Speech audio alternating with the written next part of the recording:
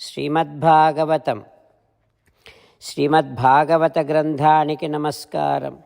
నిగమకల్పతరోర్గళితం ఫలం సుఖముఖాదమృతద్రవ సంయుతం పిబత భాగవతం రసమాలయం ముహురహో రసికా భువి భావుకాః. శ్రీసుఖయోగీంద్రుల వారికి నమస్కారం. యం ప్రవ్రజంతమనుపేతమపేతకృత్యం ద్వైపాయనో విరహకాతర ఆజుహావ పుత్రేతి తన్మయతయా తరవోభినేదుః తం సర్వభూతహృదయం మునిమానతోస్మి. నరనారాయణులకు, చతుర్ముఖ బ్రహ్మకు, సరస్వతీదేవికి, వ్యాసమహర్షుల వారికి నమస్కారం. నారాయణం నమస్కృత్య నరం చైవ నరోత్తమం దేవీం సరస్వతీం వ్యాసం తతో జయం ఉదీరయేత్. శ్రీమద్భాగవతము 4వ స్కంధములో సూత మహాముని శౌనకాది మహర్షులందరికీ ప్రవచనం చేస్తూ ఈ రకంగా చెబుతూ ఉన్నాడు. ఓ మహర్షులారా, శ్రీసుఖ యోగీంద్రుల వారు పరీక్షిన్నరేంద్రుడికి ఉపదేశం చేస్తూ ఇలా చెబుతూ ఉన్నాడు. ఓ పరీక్షిన్నరేంద్ర, మైత్రేయుడు విదురునికి శ్రీమద్భాగవతాన్ని ఉపదేశం చేస్తూ ఇలా చెబుతూ ఉన్నాడు. ఓ విదురా, పృథు మహారాజుకు సనత్కుమారుడు ఉపదేశం చేస్తూ ఉన్నాడు. ఇలా చెబుతూ ఉన్నాడు. ఓ రాజా, ఆత్మానుభవము కంటే ఇతరమైనటువంటి వాటిని ఇష్టపడటం, ఇంద్రియ భోగమే కావాలి అని తమ ధనాన్ని వాటి కోసమని వినియోగించుకోవటం, అట్లాంటి వారు వారి వారి జీవితాలను వ్యర్థం చేసుకుంటున్నట్టే.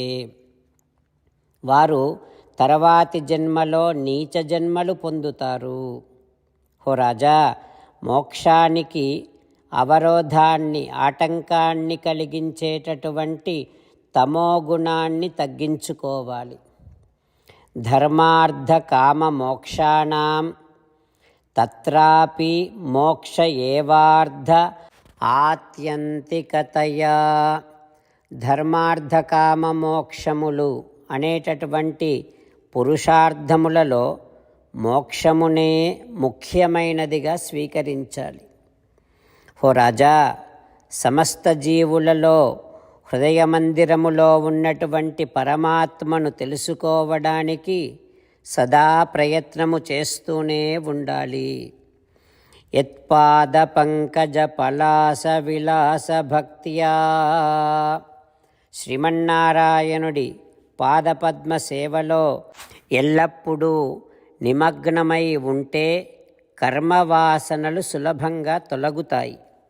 తం ఆరణం భజ వాసుదేవం. అందుకని వసుదేవసుతుడైనటువంటి శ్రీకృష్ణ భగవానుడే రక్షకుడు అనే విశ్వాసాన్ని కలిగి ఉంటూ స్వామి సేవలో ఉండు. ఈ సంసారం అనేటటువంటిది ఒక సముద్రము లాంటిది. దీనిని దాటాలి అనంటే విష్ణుపోతాన్ని ఆశ్రయించాలి. అంటే శ్రీ మహావిష్ణువు, శ్రీమన్నారాయణుడు అనేటటువంటి నౌకను ఆశ్రయించాలి. శ్రీమన్నారాయణుడిని ఆశ్రయించినటువంటి వారు మాత్రమే సంసారాన్ని దాటగలరు అంటూ బ్రహ్మమానసపుత్రుడైనటువంటి సనత్కుమారుడు పృథు మహారాజుకు ఉపదేశం చేస్తూ ఉన్నాడు. ఆ తర్వాత ఏం జరుగుతుందో రేపు తెలుసుకుందాం. ఓం శ్రీకృష్ణ పరబ్రహ్మణే నమః. ఓం అస్మద్గురుభ్యో నమః. అంతేకాకుండా మనం ప్రతిరోజు శ్రీమన్నారాయణుడికి ఒక 8 పనులు చేస్తాం అని మాట ఇద్దాం. ఎందుకంటే శ్రీకృష్ణ భగవానుడు 18వ అధ్యాయములో 65 నుండి 70వ శ్లోకాల ద్వారా శ్రీమద్భగవద్గీత అంతటికీ సారభూతముగా మనకు 8 పనులు చేయమని చెప్పాడు. అలా చేస్తే చాలు, నేను మిమ్మల్ని అన్ని విధాలుగా రక్షిస్తా అని ప్రమాణపూర్వకముగా ప్రతిజ్ఞ కూడా చేశాడు. అందుకని శ్రీమద్భగవద్గీతను అంతటినీ విన్న తర్వాత అర్జునుడు కూడా చివరకు కరిష్యే వచనం తవ, కృష్ణ నువ్వు చెప్పినట్టే చేస్తా అని అన్నాడు. కనుకనే భగవానుడు అర్జునుడికి అన్ని విధాల విజయాన్ని అందించాడు. మనం కూడా ప్రతిరోజు శ్రీమన్నారాయణుడికి ఆ రకంగానే మాట ఇద్దాం. 8 పనులు చేస్తాం అని మనము మాట ఇస్తే అది అష్టాక్షరీ మహామంత్ర జపము చేసినటువంటి ఫలితాన్ని మనకు ప్రతిరోజు ఇస్తుంది. ఇట్లా మాట ఇవ్వటం కంటే గొప్ప పూజ, యజ్ఞము, తపస్సు మరొక్కటి లేనే లేదు. అందుకని నేను అంటూ ఉంటాను, మీరు మనస్సులో భావిస్తూ ఉండండి. ఈ రకంగా మనము మాట ఇస్తూ ఉంటే శ్రీకృష్ణ భగవానుడి ముఖారవిందములో కలిగేటటువంటి ఆనందాన్ని మనం ప్రతిరోజు దర్శిద్దాం, ఆస్వాదిద్దాం. జై శ్రీమన్నారాయణ. హో శ్రీమన్నారాయణ, నువ్వు చెయ్యమన్నట్టే నేను నిన్నే సంతతము ధ్యానము చేస్తూ ఉంటా. హో శ్రీమన్నారాయణ, నువ్వు చెప్పినట్టే నేను నీ భక్తుడిగానే ఉంటా. హో శ్రీమన్నారాయణ, నువ్వు చెయ్యమన్నట్టే నేను నా విధులను, కర్తవ్యాలను నీ సేవగా, నీ తృప్తి కోసమనే సక్రమంగా నిర్వర్తిస్తూ ఉంటా. హో శ్రీమన్నారాయణ, నువ్వు చెప్పినట్టే నేను నీవాడిని అనే మహావిశ్వాసముతో నీకే నమస్కరిస్తూ ఉంటా. హో శ్రీమన్నారాయణ, మామేకం శరణం వ్రజ, నన్ను ఒక్కడిని మాత్రమే శరణు వేడుకో అని నువ్వే అన్నావు కనుక నేను నిన్ను ఒక్కడిని మాత్రమే శరణు వేడుకుంటా. హో శ్రీమన్నారాయణ, మా శుచః, ఇక దుఃఖించకు అని నువ్వే నాకు భరోసా ఇస్తున్నావు కనుక నేను ఇక దుఃఖించను. హో శ్రీమన్నారాయణ, నువ్వు చెప్పినట్టే నువ్వు నా కోసమని అనుగ్రహించినటువంటి శ్రీమద్భగవద్గీతను ప్రతిరోజు కనీసము 1 శ్లోకాన్నైనా జ్ఞాపకం చేసుకుంటూ శ్రీమద్భగవద్గీతను అనుసంధానము చేస్తూ ఉంటా.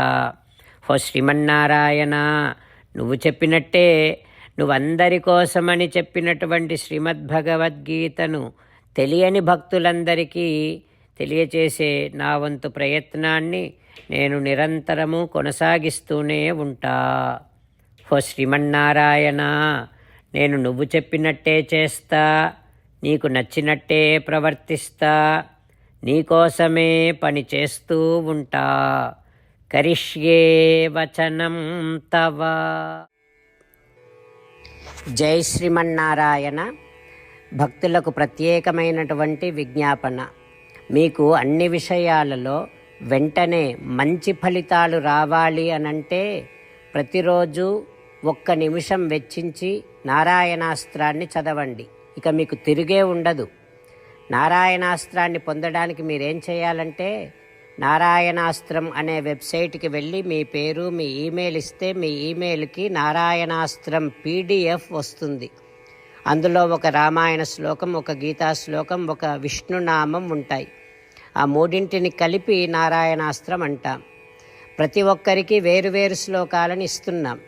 ఆ రకంగా ఎవరి శ్లోకాన్ని వారు ప్రతిరోజు తప్పనిసరిగా చదవటం వలన ప్రతిరోజు ప్రతి 24,000 భక్తులతో ఒకసారి సంపూర్ణ రామాయణ పారాయణ, 33 సార్లు శ్రీమద్భగవద్గీత పారాయణ, 24 సార్లు శ్రీ విష్ణు సహస్రనామ స్తోత్ర పారాయణ జరుగుతుంది. ప్రతి ఒక్కరికి అంతటి విశేష ఫలితము ప్రతిరోజు లభిస్తుంది. అందుకని మీరు, మీ కుటుంబ సభ్యులు అందరూ ఒక్కొక్కరు ఒక్కొక్క నారాయణాస్త్రాన్ని వెంటనే పొందండి. జై శ్రీమన్నారాయణ.